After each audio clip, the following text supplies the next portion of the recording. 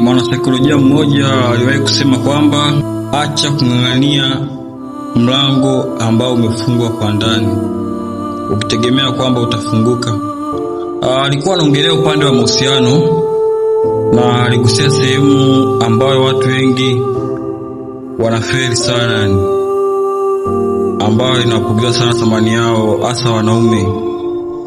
Na alizungumzia kwamba kosa kubwa ambalo watu wengi wanalifanya ni kuongeza juhudi za kung'ang'ania mtu ambaye hakupendi ukitegemea kuwa kwa kufosi, kwa kuendelea kuwekeza kwamba atabadilika.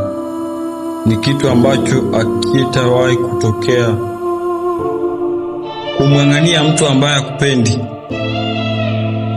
kufosi mapenzi au rafiki,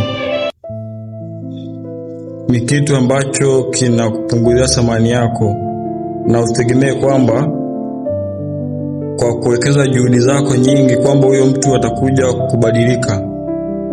Upendo haujawahi kufosiwa, upendo unatokea natural.